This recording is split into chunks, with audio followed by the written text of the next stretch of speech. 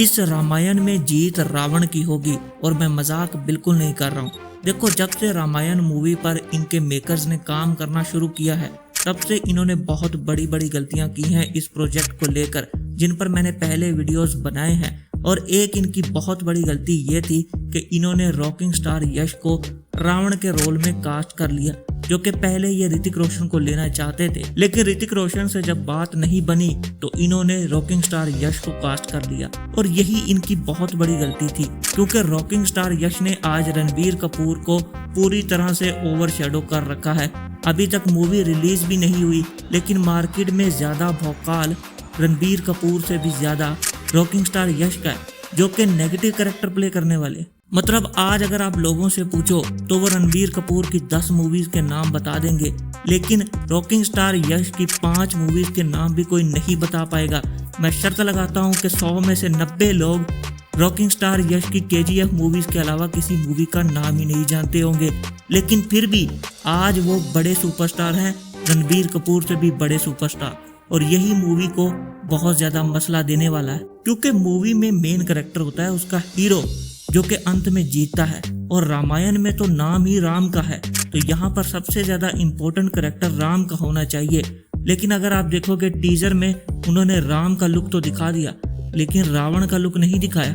तो मूवी के मेकर्स खुद रावण के कैरेक्टर को ज्यादा इम्पोर्टेंस दे रहे हैं इस मूवी में, जो कि मुझे बिल्कुल भी अच्छा नहीं लग रहा। और पहले ही रावण का रोल बहुत ज्यादा ओवर पावर्ड है। रामायण मूवी में जितने भी कैरेक्टर्स होंगे उनमें सबसे ज्यादा पावरफुल कैरेक्टर रावण का ही होगा।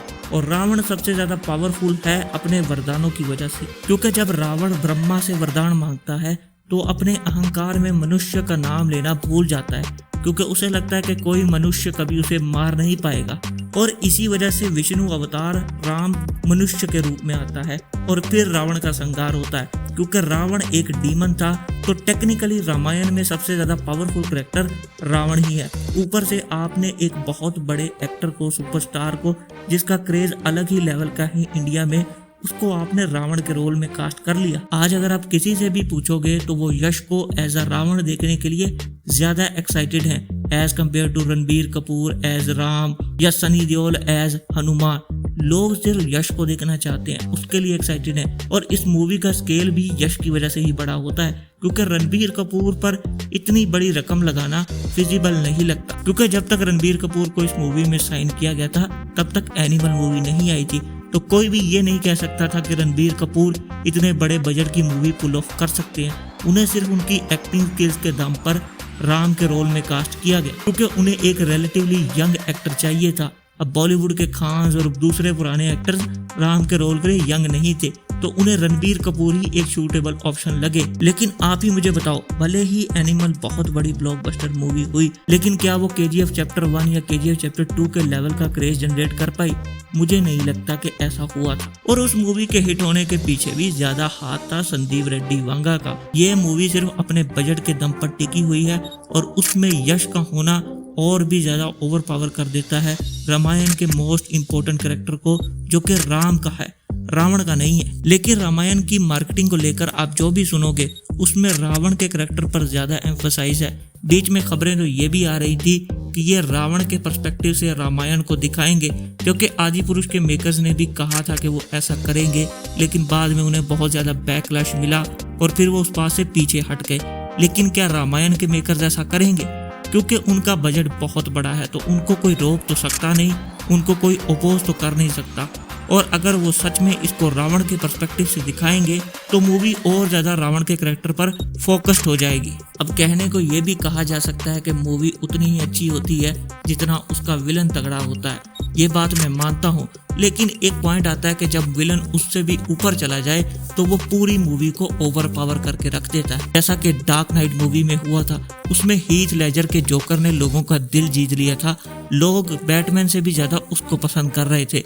और मेरा यही डर है कि कहीं रामायण के साथ भी ऐसा ही ना हो, क्योंकि रामायण कोई सुपर हीरो मूवी नहीं है। बहुत जरूरी है कि लोग रामायण के मूवी में सिर्फ राम के कैरेक्टर के साथ कनेक्ट करें, सिर्फ उनकी टीचिंग्स को अपनी जिंदगी में अपनाएं। क्योंकि रावण में खूबियां तो बहुत थी, लेकिन उसकी एक ही जो गलत बात थी, जो उसका अहंकार था, वो उसकी सारी खूबियों को ले डूबता है और यही सबसे बड़ा लेसन है रामायण का। लेकिन सोचो रॉकिंग स्टार यश के KGF कैरेक्टर ने कितनी ज्यादा हाइप मचाई थी, तो हो सकता है कि रावण का कैरेक्टर भी लोगों को बहुत ही ज्यादा इम्प्रेस कर दे, क्योंकि उसे एक बहुत बड़ा एक्टर प्ले कर रहा है और इसकी वजह से रामायण का जो मेन एसेंस है वो लूज हो जाएगा।